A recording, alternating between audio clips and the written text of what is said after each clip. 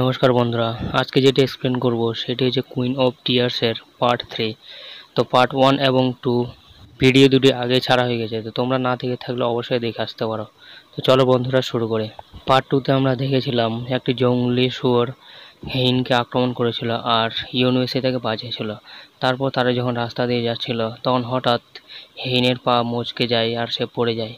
তখন রেনু তাকে কোলে করে তাদের ক্যাম্প সাইটে নিয়ে যায়, আর এটি দেখে তাদের ফ্যামিলির সবাই অবাক হয়ে গিয়েছিল।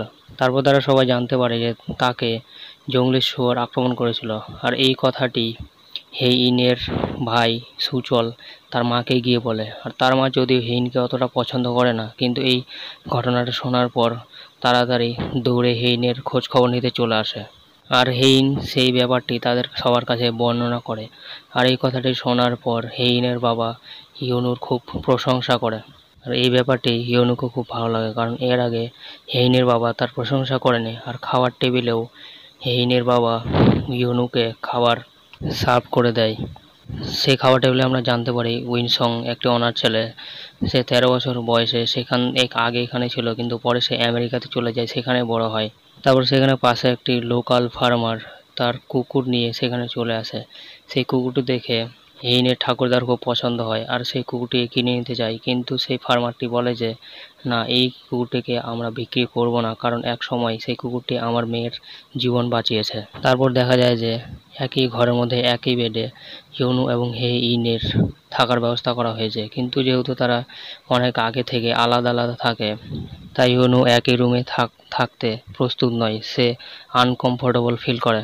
সে রাত্রিতে গল্প করে পাস করতে যায়, কিন্তু হেইনের ভাই সুজল সেটি বুঝতে পেরে যায় যে সে হয়তো আমার দিদির সঙ্গে একই রুমে থাকতে ভয় পাচ্ছে। আর এই কথাটা শুনে ইউনু হেসে ফেলে, আর এই হাসিটি খুবই অকওয়ার্ড তা সুজলকে বোঝাবার জন্য যে আসলে এটা কোনো ব্যাপার নয়।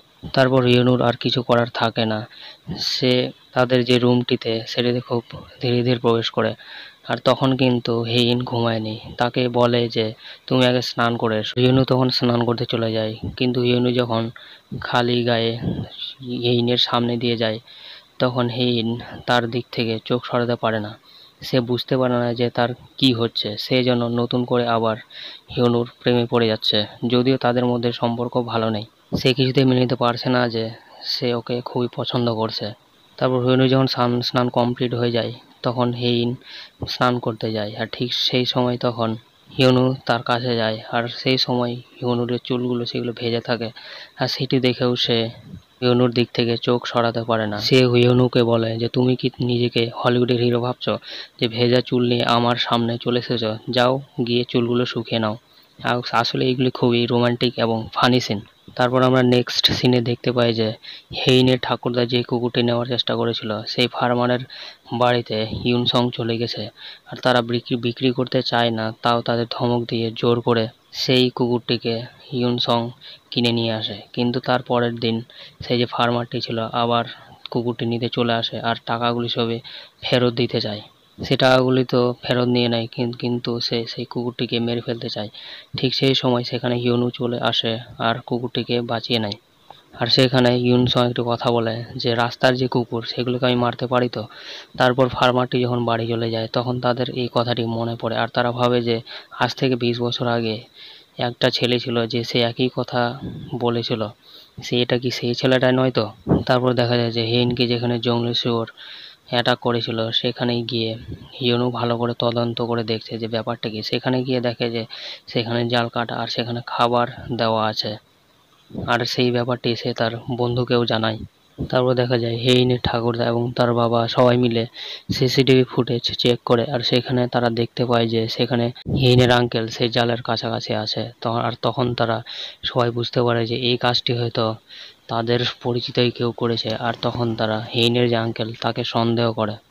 তারপর দিন দেখা যায় যে ইউনু এবং হেইনের বাবা মিলে তার আঙ্কেল বাড়িতে যায়, আর সেখানে গিয়ে তাকে জিজ্ঞেস করে যে সে কি সেখানে এই ধরনের তাকে মারার কাজ করেছিল বা সেখানে সে কি করেছিল।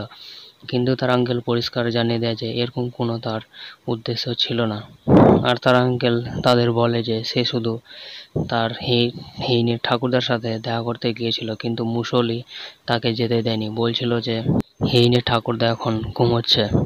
তারপরে দেখা যায় যে অফিসে যখন হেইন তার সেক্রেটারির সঙ্গে প্রবেশ করে তখন ইউনুকে দেখে তার বুকের হার্টবিট বেড়ে যায়, আর সে তার দিক থেকে চোখ সরাতে পারে না। আর সেই ব্যাপারটি সে তার সেক্রেটারিকে বলে, কিন্তু সেক্রেটারি বলে যে এসব যাদের হয় তাদের হয়তো মাথা খারাপ হয়ে গেছে, কারণ বিয়ের পর নিজের হাজবেন্ডের প্রতি এরকম ক্রাশ সাধারণত হয় না। তারপর আমরা দেখি যে ইউনসং হেইনকে কল করে আর বলে যে চেয়ারম্যান হারমানের সঙ্গে মিটিং ফিক্সড করা হয়ে গেছে। আর কিছুক্ষণ পর এটা জানা যায় যে ইউনসং এবং হেইনের সাথে থাকে যে মহিলাটি, তারা সবাই মিলে সে আসলে চেয়ারম্যানকে মারতে চেয়েছিল। এগুলি আসলে তাদেরই প্ল্যান, কিন্তু সেদিন সেখানে ভুল করে হেইন চলে গেছিল। তারপর দেখা যায় যে ইউনুর ভাই এবং বোন তাদের যে ডিভোর্সের ব্যাপার সেটি নিয়ে খুবই চিন্তিত থাকে, কারণ তারা ইউনুর ফাইন্যান্সিয়াল স্ট্যাটাসের উপরে কিন্তু টিকে আছে, কারণ সে একটি বড়লোক মেয়েকে বিয়ে করেছে। আর তার যদি ডিভোর্স হয়ে যায় তাদের একটু অসুবিধার সম্মুখীন হতে হবে।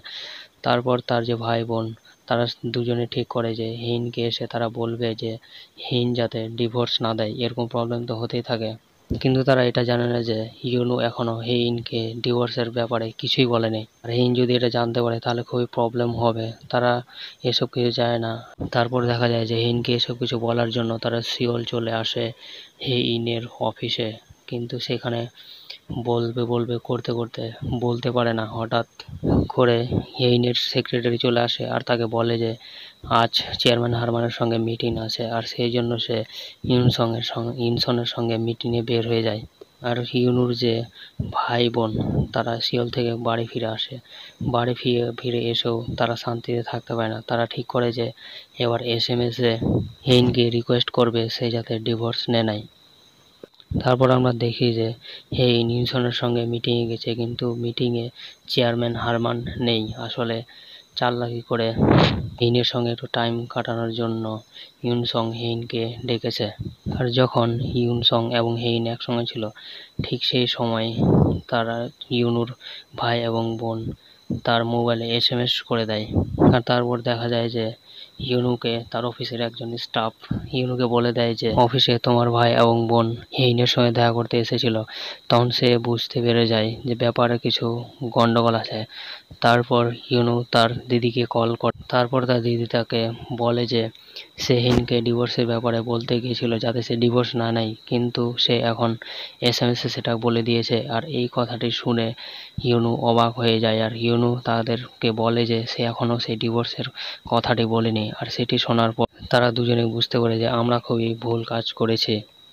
আর ঠিক তখনই ইউনু হেইনের ফোনে কল করে, আর সেই কলটি ইউনসং দেখতে পেয়ে ফোনটি সুইচ অফ করে দেয়। তারপর হেইনের ফোনে আর ফোন লাগে না। তারপর ইউনু খুবই চিন্তিত থাকে। তারপর সে যখন বাড়ি ফিরে আসে তখন সে হেইনের অপেক্ষা করতে থাকে। আর হঠাৎ দেখা যায় যে ইউনসং এর গাড়িটি চলে এসেছে, আর তখন সে দেখে যে হেইন অত্যন্ত পরিমাণে ড্রিঙ্ক করেছে আর তার এখন হুঁশ নেই। আর ইউনসংকে বলে যে একে এত ড্রিঙ্ক করানো কেন হয়েছে। তারপর ইউনসং বলে যে সে নিজের ইচ্ছে এতটা ড্রিঙ্ক করেছে। আর ইউনু তখন বুঝতে পারে যে মাঝে মাঝে সে ফ্রাস্ট্রেশনে অনেক কিছু ড্রিঙ্ক করে নেয়। তারপর হেইন বুঝতে পারে যে সে বাড়ি চলে এসেছে।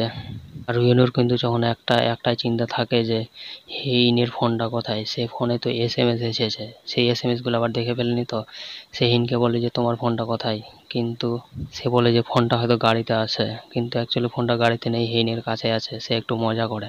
তারপর হেইন ফোনটা দিকে তাকায়, দেখা যায় তার ফোনটি সুইচ অফ। সে সুইচটি অন করে। ঠিক তখন হেইন তাড়াতাড়ি করে ইউনু দৌড়ে চলে আসে আর কায়দা করে হেইনের কাছ থেকে ফোনটি ফেলে দেয়। আর তখন হেইন আবল তাবল বকতে থাকে যে আমি এতদিন থেকে যে কাজ করিনি এখন আমি সব করব। আমি এতদিন বেশি দিন ধরে বেঁচে থাকার জন্য সমস্ত কিছু মেনটেন করেছি, আর এখন আমি মরতে যাচ্ছি। তারপর হেইন ইউনুকে জড়িয়ে ধরে আর কিস করে। আর এই এপিসোডটি এখানেই শেষ হয়ে যায়। তো বন্ধুরা, এই ভিডিওটিতে অবশ্যই একটি লাইক করে দেবে, আর আমার এই চ্যানেলটিতে অবশ্যই সাবস্ক্রাইব করে নেবে পরবর্তী ভিডিওগুলো পাওয়ার জন্য।